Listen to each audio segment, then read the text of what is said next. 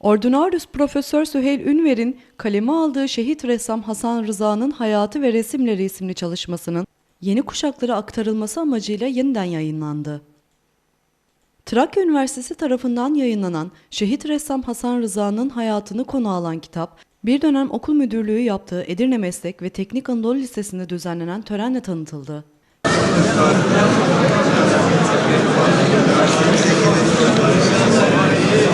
Kitabın tanıtım törenine Edirne Valisi Dursun Ali Şahin, Trakya Üniversitesi Rektörü Profesör Doktor Yener Yörük, Yardımcı Doçent Doktor Ratip Kazancıgil, öğretmenler, öğrenciler ve çok sayıda davetli katıldı.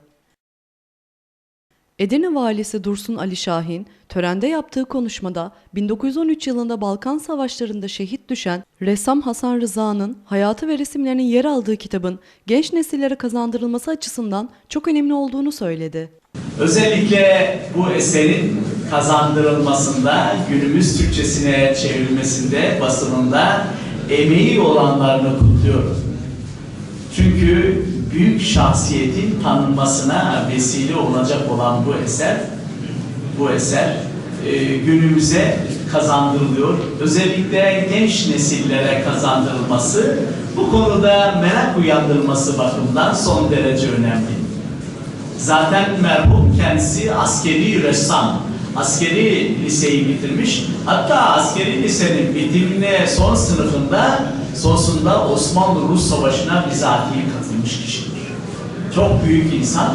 Kendisindeki milliyetçilik duyguları o kadar büyük ki son sınıfta daha okuldayken askere kendi arzusuyla gönüllü olarak savaşa giden bir şahsiyet. İşte kader öyle ki orada bir İtalyan ressamla birlikte olması, onun yardımında bulunması kendisini resime karşı daha da sevdirmiş ve o beraber çalıştığı İtalyan'da bunun dehasını, bunun bu konudaki kudretini tespit edince o da bırakmamış. Zaten doğacak kişi belli olur. Olacak kişi de belli olur. Kendisi daha çocukluğunda kalem bile bulamazken kömürle değişik resimler yapabilen, duvarlara resim yapan bir şahsiyet. İşte eserleri uğruna canı kadar sevdiği, eserleri uğruna canını da feda etmiş bir şehidimiz. Dünyada belki ressamlardan hiç şehit yoktur gibi geliyor bana. İşte ama Edirneli şehit Hasan Rıza büyük şahsiyet. Bu vesileyle kendisini biz burada önümüz rahmetle anıyoruz. Bu büyük insanın anısına bugün burada toplanmış bulunuyoruz. Trakya Üniversitesi Rektörü Profesör Doktor Yener Yörük ise konuşmasında şehit ressam Hasan Rıza'nın eğitime büyük destek verdiğini belirterek 1970 yılında basılan kitabın Trakya Üniversitesi Yayınları tarafından tekrar günümüze kazandırıldığını söyledi.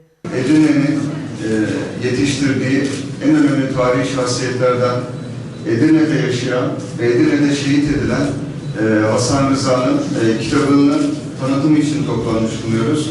Müdürümüzün de belirttiği gibi bu bina hakikaten çok önemli. Hasan Rıza'nın en önemli kişiliği tabii ki ülkemizin, kültürümüzün en önemli ressamlarından olması. Rönesans'ın beşiği İtalya'da 10 yılı aşkın bir süre kalıyor. Dünyayı geziyor, Mısır'ı görüyor. Batı sanatını, ki resim de çok ileri noktadadır Batı medeniyetinde resim. Bu anlamda en iyi yerinden bu sanatı öğreniyor ve ülkemize döndüğünde kendisi İstanbullu ama Edirne'yi tercih ediyor. Edirne şehrinde yaşıyor. Edirne şehrinde eserlerini veriyor. Bu anlamda da çok önemli. Kendisi Rus Savaşı'nda bulunuyor.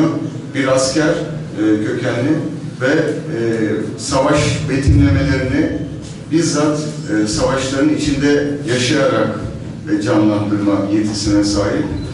Hasan Rıza'nın bu yüksek resim yeteneğinin yanı sıra diğer bir önemli yönü de eğitimciliği.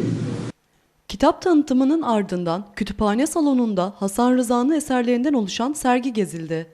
Balkan Savaşı'nda bir tanesinde kesin kanaat getirilmiş, diğerlerinde kesinlik yoksa. Sakalını bürokratlar hemen sakalını kestirmişsin. Yani atıyorum. Doğru doğru. Yani o dördüncü soru. Hemen sakalını kestirmiş. En büyük tehlikeli olan tavşanlar en tehlikeli kişiler. Böyle anekdot öyle.